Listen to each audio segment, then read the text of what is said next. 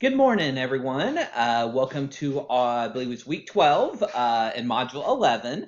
Uh, Last couple of weeks, we've been looking at sex and sex discrimination, family, work-life balance, things along those lines. Well, now we're going to start switching to a topic that we haven't really discussed at all this semester, which is religion.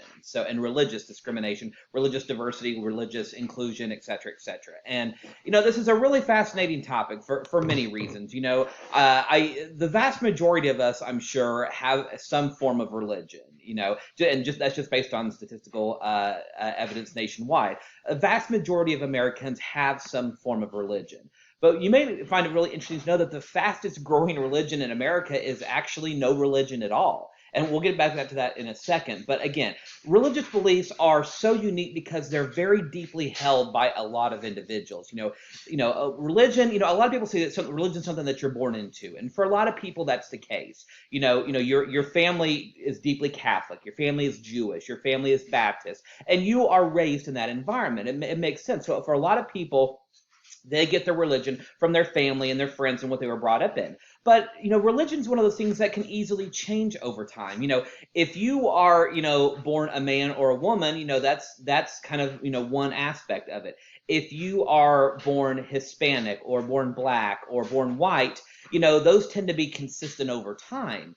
Whereas religion can easily change. Theoretically, you could change to a new religion every single day if you wanted to. So religion is unique from the perspective that it can change over time.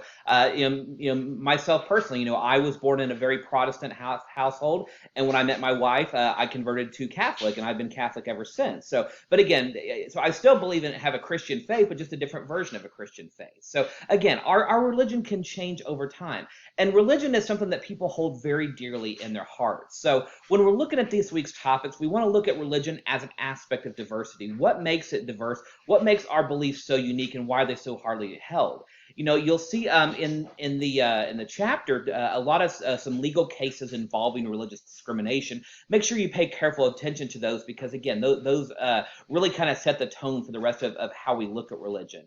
Different religious organizations, can view gender and religion differently. So, for pure example, there was a legal case just within the last year or two. I think people refer to it as the Colorado Baker case, where a baker refused to make a wedding cake for a homosexual couple because of his deeply held religious beliefs, and it actually made it all the way to one of the top courts. So it's really fascinating about how religion, plays into our lives.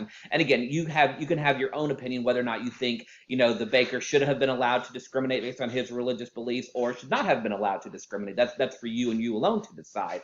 But again, it's fascinating that those types of cases do come up in the workplace pretty regularly. Being in HR for a long time, from a religion standpoint, I see a lot of requests for accommodation for religious practices. I've seen, a lot of requests, from Muslims to be able to pray, certain times of the day. I've seen a lot of requests to be able to wear certain head garb or have beards certain length, et cetera, et cetera. I've seen a lot of those types of requests, having certain days off of the week to be able to attend religious practices and services. So, I've also seen when I was in Oklahoma, I actually saw cases where Native Americans had their own spiritual beliefs, and they had to have certain religious workplace accommodations. So one of the things about religious accommodation is at what point, is it too far?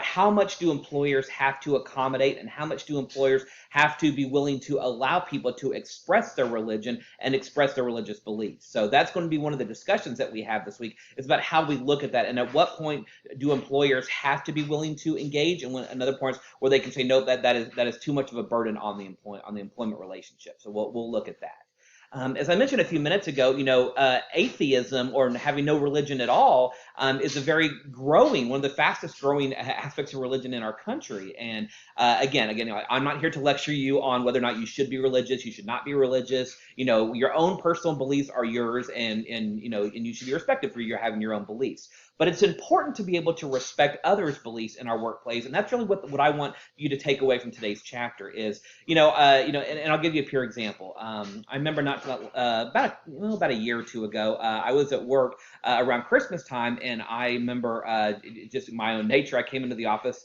it was a couple days before Christmas, and I said Merry Christmas to somebody that I was in a meeting with, and at the end of the meeting he goes, I don't believe, I'm atheist. I have no religion at all.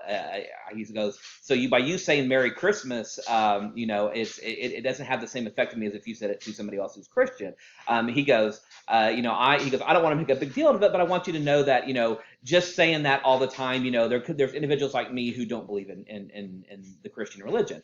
And it got me thinking, and he was absolutely right, and he made a good point. He goes, I appreciate you sharing your religion. I appreciate you sharing your beliefs, and you should feel free to do that. But just know if somebody doesn't share your beliefs, that's okay too, and you should still treat them respect. And he and I are still friends to this day. Yeah, we have very different views on religion for obvious reasons, but you know what? He's very respectful. He respects my religion, and I respect his beliefs that he doesn't have religion, or a religion is not an important part of his life. And I think that's the most important thing to remember in work, in as regards to our work in organizations, is how religion plays into it. So just a couple things to keep in mind as we looked at today. Again, we have for this week, we have a discussion board, and I'm really interested to see what everybody has to say on this week's discussion. We have a video on religion and spirituality in the workplace that I hope you were able to watch. And then we have a case study analysis this week as well. So semester's going great. We're not that far from Thanksgiving, so we're getting closer and closer. But the end of the semester's not too far away. If you have any questions, let me know. Otherwise, have a great week, everyone. Bye-bye.